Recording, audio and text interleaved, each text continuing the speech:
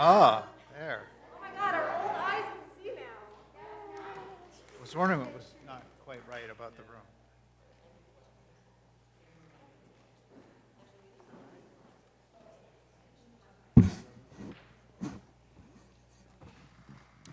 All right, good evening. I'll go ahead and call the school board meeting to order. Let the record reflect that all school board members are here and that the mayor is absent due to a travel conflict. Would you please join us for the Pledge of Allegiance?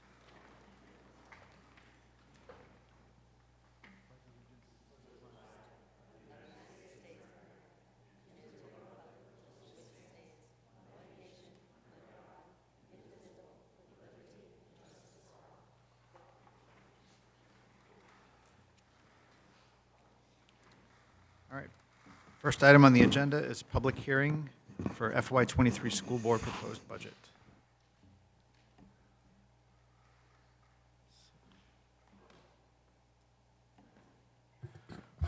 Okay, this would be the time where public would have an opportunity to come up and talk about the school budget piece.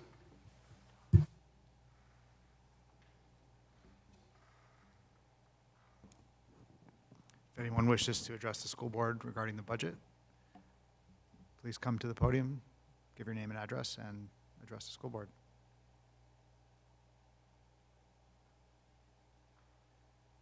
Okay, seeing none, I guess I will close the public hearing, which brings us to item 4, which is the approval of school board minutes dated March 23rd, 2022.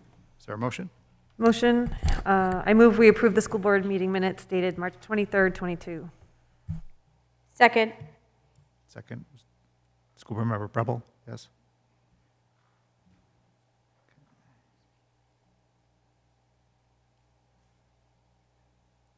Any discussion? Okay,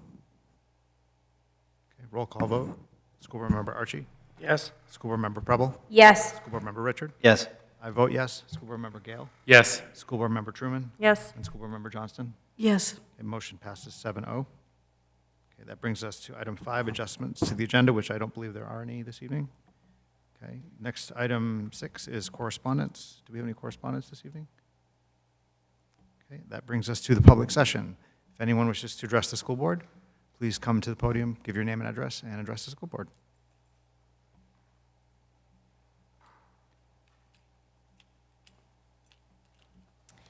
My name is Holly Trottier, and I am representing the Saco Education Association. The Saco Education Association would like to thank the Saco School Board for adjusting the budget to include the new CDS pre-K special education teacher.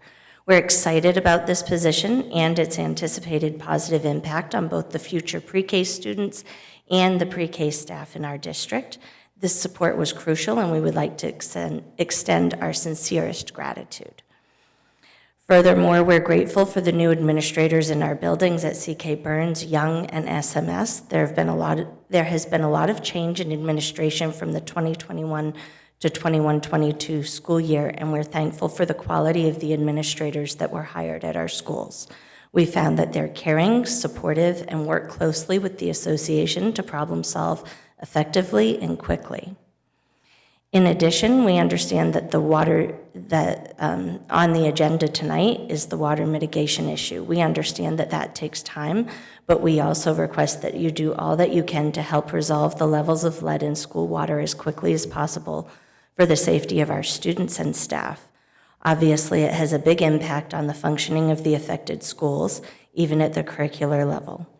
We request that any necessary fixture changes occur as soon as possible, and that any fixtures that are not deemed necessary to replace after they're flushed are rechecked on a regular basis to be sure that they're not building up lead deposits from pipes underground or other unknown sources, ensuring the continued safety of our students and staff. Thank you for your attention to this crucial matter this evening. Thank you. Anyone else wishing to address the school board? Okay, I'll go ahead and close the public session and move on to superintendent's report. Okay, good evening, everybody. First thing that I'd like to talk about is everybody in this room, from the board to the public, circle May 23rd on your calendar. Meg and I were able to lock down the date time to be announced, but it'll probably be about a 6 p.m. start. That will be our next public meeting on building project. At that meeting, we will talk about the vernal pool reports from all 4 sites. We should have them back on those dates. We will talk about our programming options in other sites, and we hope that this is a big meeting in the community because we got to start picking up a little bit of steam and making some decisions so we can look at the path moving forward. Our goal, I think we're looking at SMS hopefully that night if it's available. I got to check with Jeff, but making sure we have a large enough space for the public at that event. On April 21st, Jess Clark and Chris will be attending a job fair at BU. It is our goal to kind of reach out a little bit more regionally for recruitment of future employees. We've been to a Farmington job fair, and now one in the Boston area, as we know that as we enter the hiring season, we need a larger pool to draw from, more diversity, trying to sell the fact that the Saco, Biddeford, Dayton area is really only 1.5 hours from Boston. There's a train that stops here. We can commute easily and try to just broaden and grow that applicant pool. It's always exciting when we get to say that April vacation starts tomorrow. Certainly you can see that some of our staff and some of our families are taking advantage of that early start to break, which we know can be helpful for our pocketbooks and for our mental health with a few extra days of sunshine. Once we come back from vacation, we're going to need to spend a little bit of time with our principals and with our city department heads, just thinking about all of the summer programming that we worked through with the grant that we received for Title I, for our special education summer school, for ELL summer school, for the Parks and Rec program, and making sure that we have a plan in place and understand, you know, when we need to be out of buildings, where people are at, so that Mike and his crew can do plenty of all the cleaning and maintenance stuff that happens in the summertime. At an upcoming meeting in May, we will be honoring our Saco retirees. I'm going to plan that hopefully for the 5 o'clock meeting so that we can have a little bit of a reception beforehand for our retirees going into that evening. Jeff and Meg are working on really, as we are hopeful that our work tonight on the budget and the city council and furniture for the middle school, they're really trying to work on solidifying what those final counts of desks, chairs, tables will be.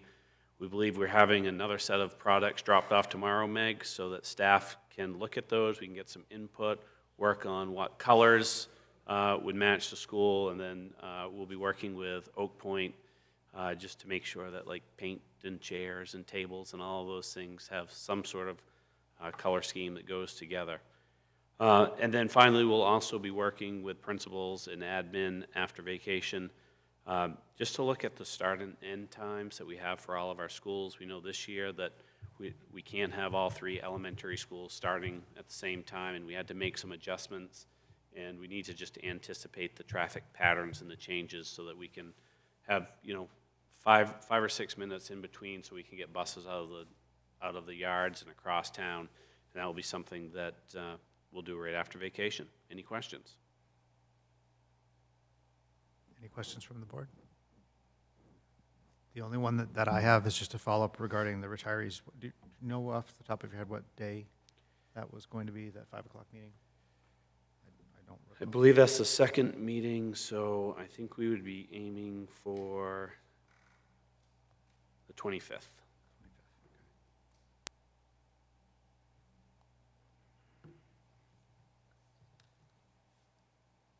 Okay, moving on to item 9, that's the chair's report. I don't have anything specific this evening, so I'll move on to staff reports, of which there are none in this particular agenda. Item 11 is board subcommittees. There is a strategic committee set of minutes in there in the packet. We have no old business this evening, and so moving on to new business, the first item, item A, is new hires. And there is no action. That is also in the packet. So item B is resignations.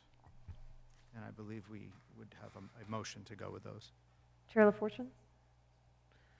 I move we accept the retirement of Carol Powers, CK Burns teacher, Kathy Balajaran, sorry if I butchered it, CK Burns teacher, Patricia Moulton, occupational therapist, Janice Johnston, Saco Middle School counselor, Sherry Colville, Fairfield teacher, Deb Carroll, CK Burns social worker, Lawrence Hartston, Saco Middle School gifted and talented teacher, effective at the end of the 21-22 school year. Second.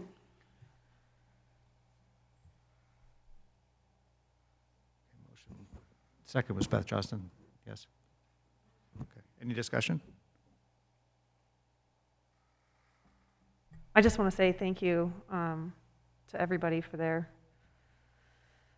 commitment and dedication to our students. And the only one on the list that I've had my own experience with my kids is Sherry Colville, and I just want to thank her for all the great work she did with the reading program. And but yeah, thank you for everybody else for all that they did and are doing. Okay. Roll call vote. School Board Member Archie? Yes. School Board Member Preble? Yes. School Board Member Richard? Yes. I vote yes. School Board Member Gale? Yes. School Board Member Truman? Yes. And School Board Member Johnston? Yes. Okay, motion passes 7-0. Okay, that brings us to item C, which is, And we have one more. oh, we do, don't we? Yes, we do. I move we accept the retirement of Lisa Arnold, Fairfield teacher, effective October 28th, 22. Second.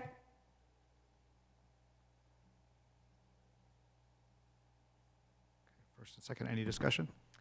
Again, I just want to say thank you to Lisa Arnold for her service with the Saco schools. Okay, roll call vote. School Board Member Archie? Yes. School Board Member Preble? Yes. School Board Member Richard? Yes. I vote yes. School Board Member Gale? Yes. School Board Member Truman? Yes. And School Board Member Johnston? Yes. Okay, motion passes 7-0. That brings us to item C, which is Saco Middle School principal recommendation. Mr. Chair, I move we approve the nomination of Marie Susi, Saco Middle School principal, and issue a contract for the 2022-2023 school year. Second. Okay, any discussion? So I'd just like to say that I'm pleased to recommend Marie to serve as principal at SMS beginning on July 1. We were fortunate enough to have 10 quality candidates for the position, and Marie quickly rose to the top of that list based off her background as a middle school teacher, her background as an assistant principal at York Middle School, and currently as the principal at Rye Junior High. Also, during the process, we were able to include 25 different members of either faculty or the community, and unanimously, Marie is our choice. So I'd like to, before the vote comes in, I really want to welcome Marie to the Saco School Department. She is very familiar with Saco. And I think that we're just fortunate to have a quality candidate like this to be able to lead our building in the future if you approve. Thank you. Any additional discussion? Chairman, just congratulations and welcome aboard, and we're excited to have you on. Okay, roll call vote. School Board Member Archie? Yes. School Board Member Preble? Yes. School Board Member Richard? Yes. I vote yes. School Board Member Gale? Yes. School Board Member Truman? Yes. And School Board Member Johnston? Yes. Motion passes 7-0. Welcome aboard. All right, that brings us to item D, which is the COVID update. Oh, I'm just going to have Marie come to the Oh, microphone sure. for a second. Thank you. I just want to say thank you to the search committee and Superintendent Ray. As it was mentioned earlier tonight by Ms. Trottier, this is an excellent group of administrators that I'm joining, very dedicated, and also a great group of staff at Saco Middle School, and I'm really excited to work with this school community, so thank you. Thank you.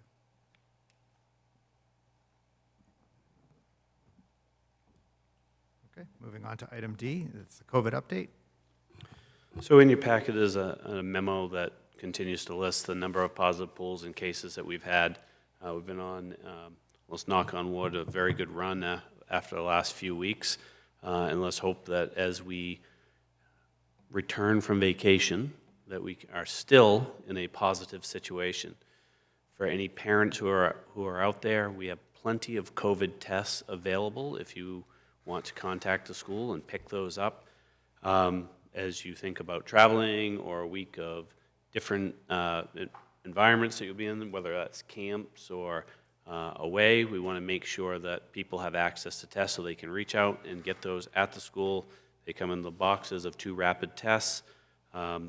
Also, just of note is that we did have some conversations the last few weeks with the CDC and the DOE about whether pool testing will continue. That's still something that's up in the air.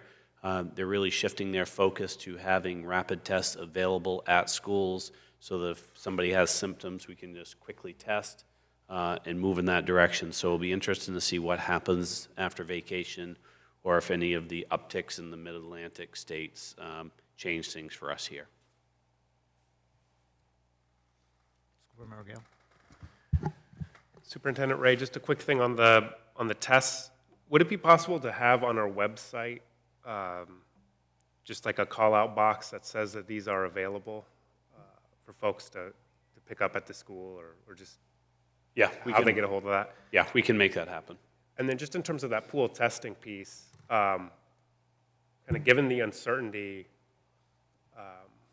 was there discussion if they get rid of it now because of case counts being low, what is the cost or how long will it take if there is an uptick in that moving forward to reinstate something like that? Because just speaking for myself, that pool testing was critical for our family and it worked out really well and the nurses did a great job. It was really seamless for us.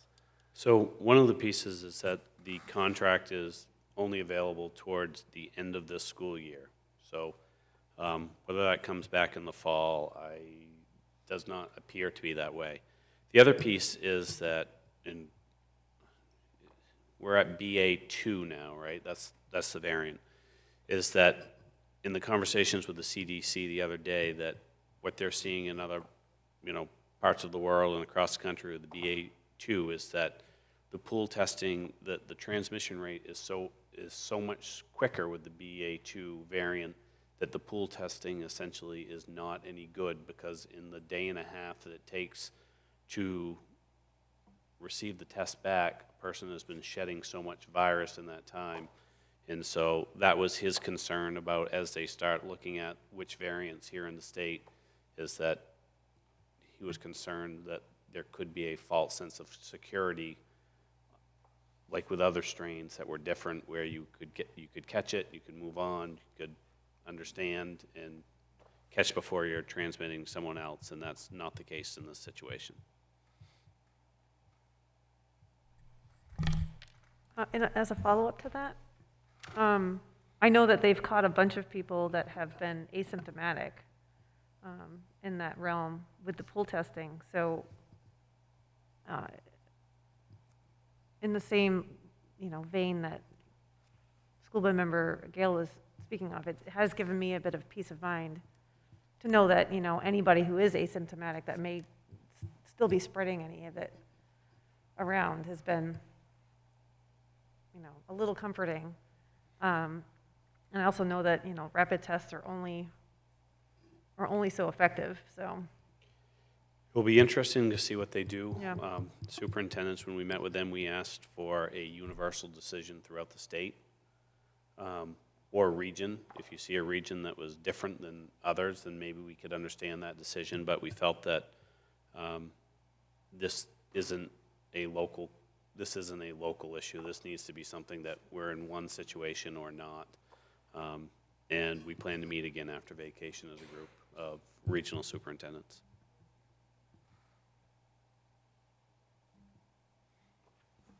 Any additional questions or comments? Okay, moving on to item E, which is the budget review and adjustments. Okay, we're at the point in time where we met again last night with the city council. And in the last week, we've talked about the fact that our health insurance rates came back in at 8% versus the original 10% that we had in our budget. We had meetings where we talked about the addition of the bus rate software, CDS position, adding an additional maintenance person for the school department district-wide, as we currently only have one, and we need to probably have more than that. And then we've spent a lot of time talking with the council about new furniture and paint upgrades at Saco Middle School. And that is estimated at about $400,000. And we've had several meetings, and I feel like we're at a very kind of comfortable place with the possibility of adding that. And so really here for us tonight is we have two revenue sheets. The original revenue sheet, which is a $219,000 increase to the taxpayer, or 0.77%, or revenue sheet option number 2, which allows us to start looking at the replacement of furniture and improvements at SMS, which would be a $619,000 to the local, or a 2.19% increase in taxes. Now, please remember that even when we say those numbers, that we work hand in hand with the city in their budget, and at the same time, understanding that mill rates change, valuation changes. In that first piece of the budget, we were actually looking at a decrease in our mill rate by about 50 cents on the school side. Now, that needs to balance out.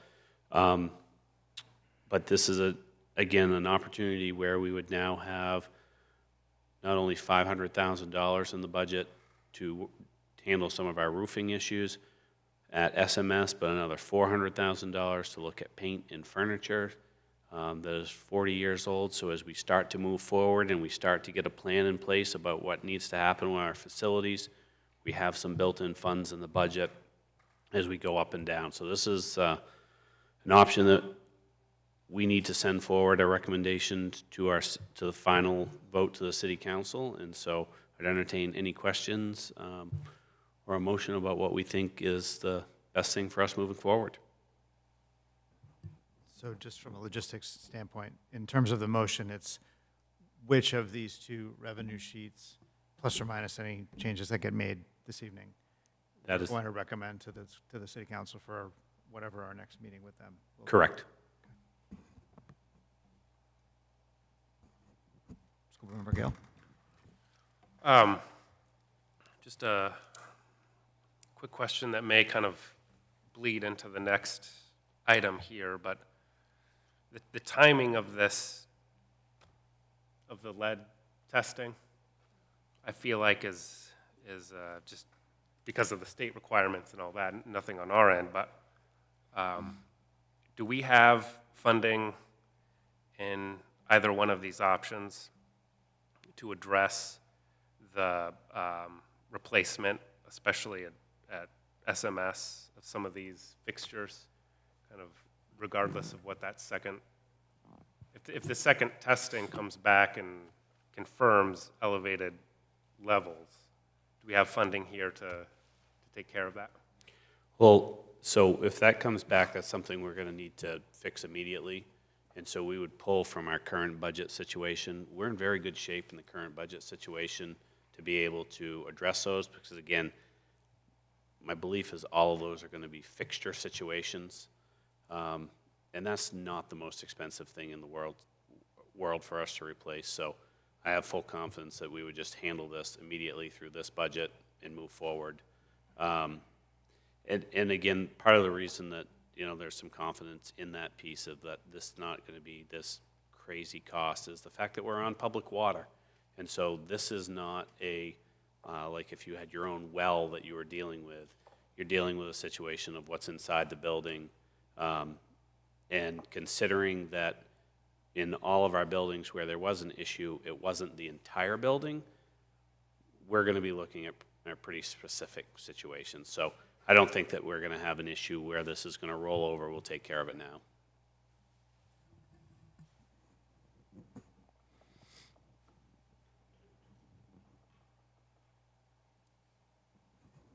Any other discussion? Or a motion? I can take a stab at a motion.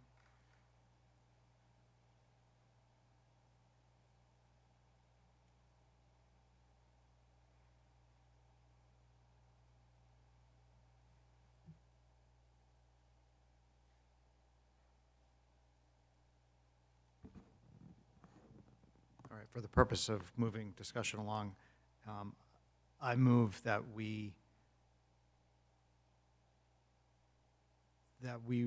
adopt the option 2 and recommend that to the city council as our school budget for FY '23. And I can include the numbers if that's necessary. Second.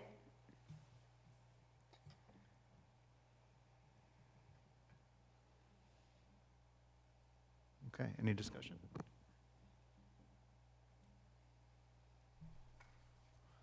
I guess just briefly, I think it's it's great. I think the additions are terrific. The bus rate software, I think, is going to be something that the public and our kiddos are really going to benefit from, which I'm excited about. And then just the furniture and painting at SMS, I think, is a great and needed expenditure. And as we move forward into future budget years, continuing to emphasize maintenance and preventative maintenance is smart going forward. So it's great. School Board Member Pearl? I would also echo everything you just said, but I would also I'm excited to offer some more support to the pre-K program with the special education teacher and other things. I think we've included the maintenance, which I think is really important to give some support in that department to maintaining our schools, getting them what we need, making them quality environments to both work in and to our students. So I think it's important we included all of those things as well. So I'm excited for this budget.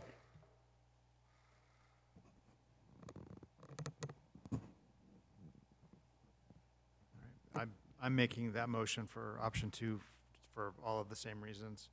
And it's really encouraging for a change after what we've been through for the last several years to start kind of doing things that are not just firefighting and have a bit more of an eye towards the future of where we want to go and things that we would really like to do. And this recommendation that we've been provided here with the additions that have been made up to this point, I feel really good about this. School Board Member Archie? Yeah, I'd like to second the motion. Oh, I think actually School Board Member Preble seconded it. Oh. All right. Any further discussion? Okay, roll call vote. School Board Member Archie? Yes. School Board Member Preble? Yes. School Board Member Richard? Yes. I vote yes. School Board Member Gale? Yes. School Board Member Truman? Yes. And School Board Member Johnston? Yes. Motion passes 7-0. Okay, that brings us to the next item, which is the water sampling update. Okay. Certainly, everyone is aware that Maine schools need to require, new law requires lead testing of all water sources in schools that have to do with eating, drinking, those pieces. We went through that testing in Saco during February vacation, and as part of the law, anything that has 4 parts per billion of lead in it needs to be immediately taken out of service and retested. The federal threshold for lead is 15 parts per billion, so Maine's school drinking water program is much stricter than that. What we have put together is because certainly throughout the district there were fixtures that came back with a level of lead that was above the 4 parts per billion. And in your memo and on the website is the ability to see a mitigation plan of all of the fountains and the rates kind of in one document. The process for as they sent to you was a little bit clunky in the fact that they kind of came back piecemealed, like some schools here, and even sometimes even like we would see like different fixtures coming back at different times. And so we have a situation where everything is labeled and we know which schools and which centers things need to be addressed. Obviously, SMS, big one is in our kind of home ec room is the biggest place, and some water fountains. As you think of a lot of the water fountains, it's important to remember that they have been shut down for several years because of COVID. So what will happen next is, now that we have all the test results back, Mike has scheduled the retest of all of these, which is scheduled and planned to happen over April vacation. Certainly it'll take a little bit of time for those test results to come back. All of these situations will receive a flush. You'll need to flush the system 8 hours beforehand, the test. So Mike will administer a flush. They'll come in, they'll sit for 8 hours, and then they'll be tested. And when the report comes back on the fixtures that need to be changed, we will move in that direction to change out fixtures. And then you'll continue to go back and do a retest of those fixtures again, just to make sure that it's not something else further down the line. So everything's right there for you with the schedule and the dates, and so that we can update things fairly quickly. And again, other than drinking fountains, which will probably be something that a replacement of a drinking fountain would be the most expensive thing on the list, and something that probably would have a little bit of a wait time on the order on some of those. Everything else could be done fairly quickly. Okay, any questions? All right, thank you. Going to move on to the next item, which is item G, the math curriculum review presentation.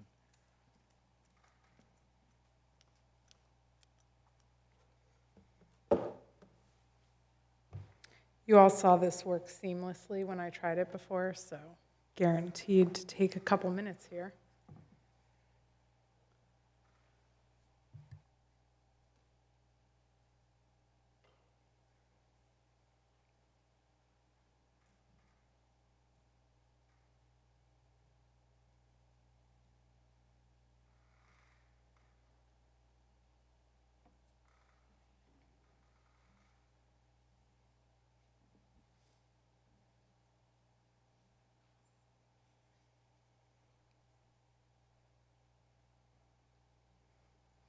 So I'm back to update you as to the curriculum design team's progress, a little bit of a brief update on English language arts and our selection of phonics, and then a deeper dive and a recommendation for math curriculum resources for grades K through 5.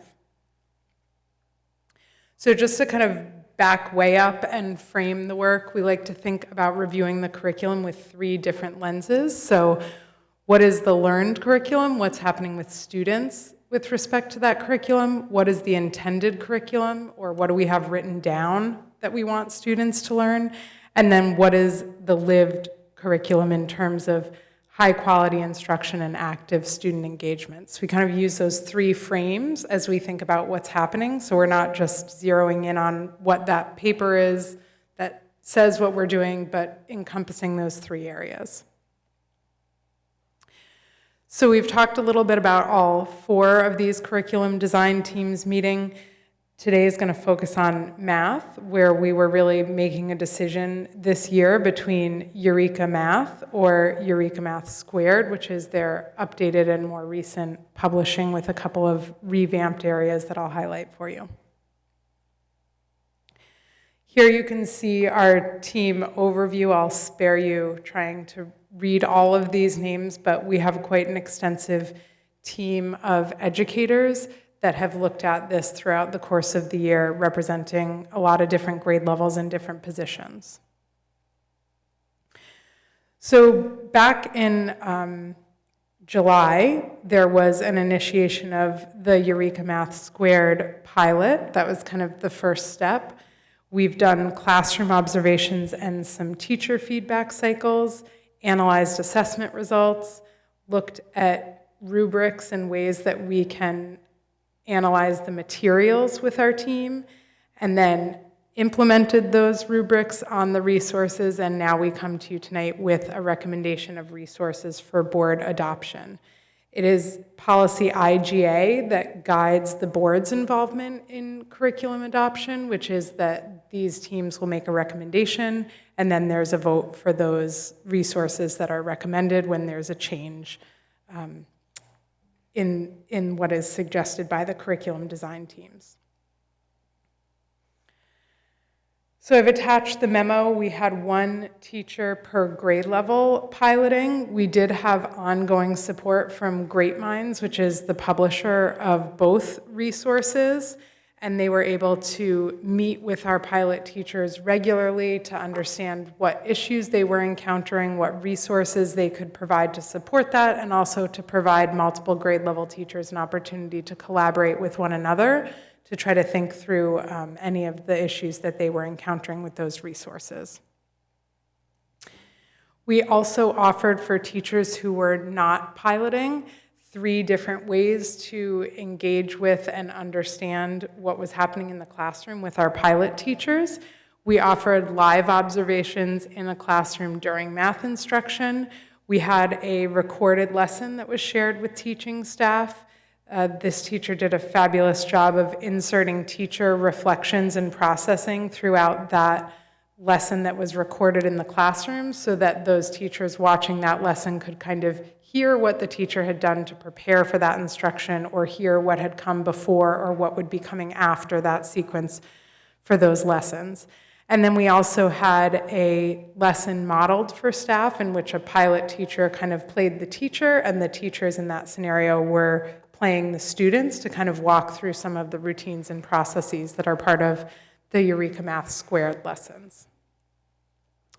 In looking at soliciting teacher feedback, teachers outlined 3 priorities as we look at resources: clear opportunities for differentiation or meeting students at different levels and advancing them in a grade level curriculum, ease of use for teachers to be able to navigate those resources and utilize with students, and the readability of student materials. We certainly don't want to hold any of our students back that might be struggling readers with accessing math materials.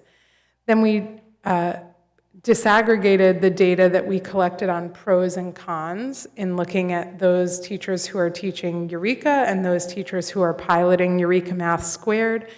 And you can certainly read through that in a little bit more detail, but 2 of the pieces that we noted that were pros of Eureka Math Squared also showed up on the cons list of the current Eureka programming. One was that readability of student materials and the ability for students to access less language-based structures in Eureka Math Squared, and then also a more streamlined or reasonable pacing guide throughout the course of the year. They've kind of cut out some of the fluff and gotten right into the meat, so it's a little bit more manageable across the course of a full year. We did take a look at assessment as well.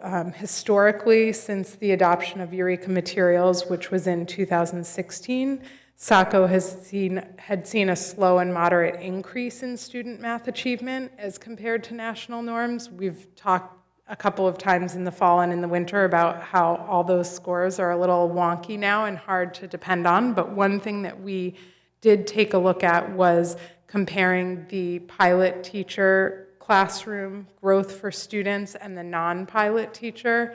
Certainly there's a lot of other factors involved, and we don't want to attribute causation to solely the Eureka Math Squared program, but there was a very slightly better results for those students that were in the Eureka Math Squared classroom. So that was helpful to see.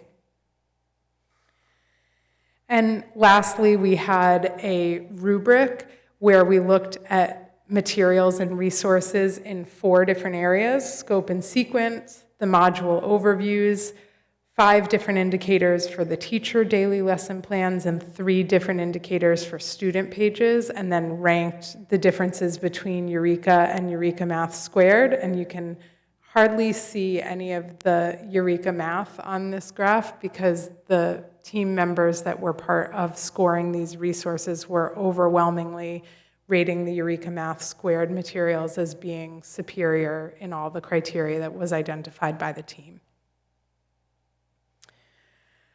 To dig into costs a little bit, there are recurring costs with both programs, but of course, when you're adopting something new, there's some initial costs that you incur, and you can see the breakdown with both teacher manuals and teacher professional development, inching that over with a net difference of just over $17,000 for adopting the new resources versus the resources that we already have in place.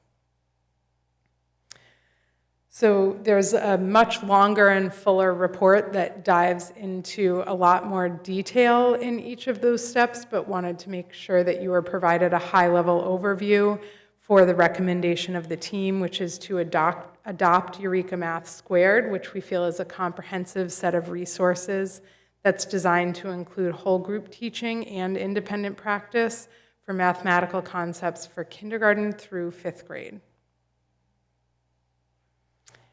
And I'm happy to answer any questions or if there are any comments. Oops, sorry. My question was, is this likely to begin next year with? Yep, that the team will come back and decide kind of what the implementation plan is. But given the timing that we're bringing this to you, we feel confident that there would be full or some high level of implementation for next year. Thank you. I have a question. Is there money in our, have we considered the cost of this in our budget that we're going to put forth to the city council? I just want to make sure that was something that was included. Yeah, it's already included in the proposed Perfect. budget.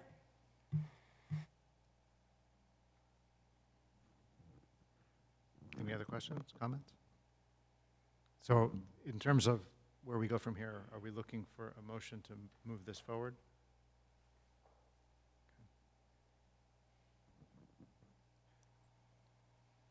School Member Archie? I was curious, is this something that Biddeford is using? No, we do not use. No, math so we couldn't do like a collection. No. I don't know if there's much cost savings there anyways, but Well, I gotta certainly- throw it out there.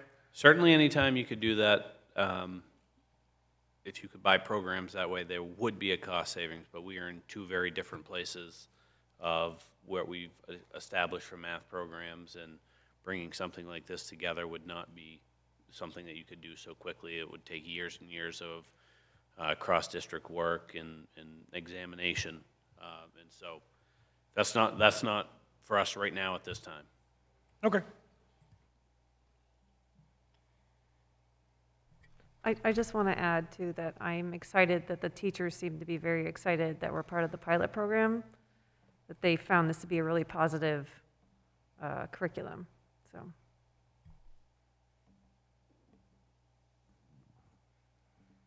so there's no motion in the packet. I can try one, or someone can try one. I move that we approve the use of the Eureka Math Squared program starting next year. Second. Okay, first and second. Any further discussion? Okay, roll call vote. School Board Member Archie? Yes. School Board Member Preble? Yes. School Board Member Richard? Yes. I vote yes. School Board Member Gale? Yes. School Board Member Truman? Yes. And School Board Member Johnson? Yes. Okay, motion passes 7-0. Thank you. That brings us to item H, which is second reading of policies. Mr. Chair, I move we approve the second reading of the following policies. BEDB, Agenda Preparation and Dissemination. BEDB-R, Agenda Format. BEDF, Voting Method. BEDG, Minutes. BEDH, Public Participation at School Board Meetings. BEDH-E, public participation at school board meetings, agenda item request form.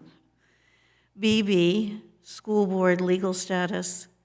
BBBDA, school board declared vacancy caused by absenteeism. BDB, board officers. BCA, school board member code of ethics. And BG, school board policy. Second. First and second. Okay, any discussion? Okay, roll call vote. School Board Member Archie? Yes. School Board Member Preble? Yes. School Board Member Richard? Yes. I vote yes. School Board Member Gale? Yes. School Board Member Truman? Yes. And School Board Member Johnston? Yes. Motion passes 7-0. That brings us to other information. I don't believe we have any additional info this evening.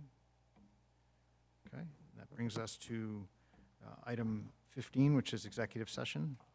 Is there a motion? Mr. Chair, I move we enter executive session pursuant to 1 MRSA subsection 4056D, labor contract negotiations. Second.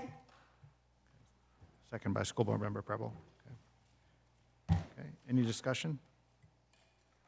Okay, roll call vote. School Board Member Archie? Yes. School Board Member Preble? Yes. School Board Member Richard? Yes.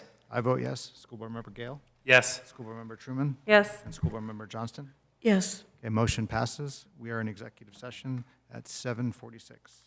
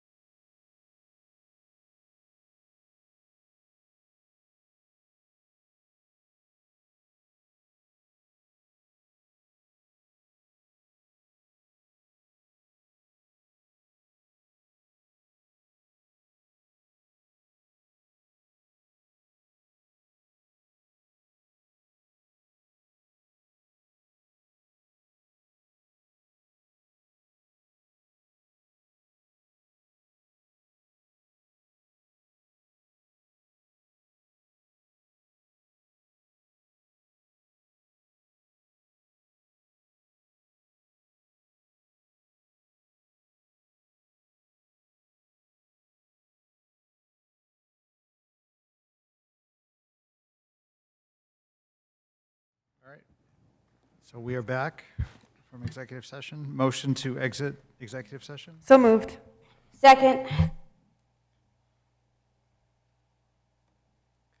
Any discussion? Okay, roll call vote. School Board Member Archie? Yes. School Board Member Preble? Yes. School Board Member Richard? Yes. I vote yes. School Board Member Gale? Yes. School Board Member Truman? Yes. School Board Member Johnston? Yes. Okay, motion passes 7-0. We are out of executive session at 9:53.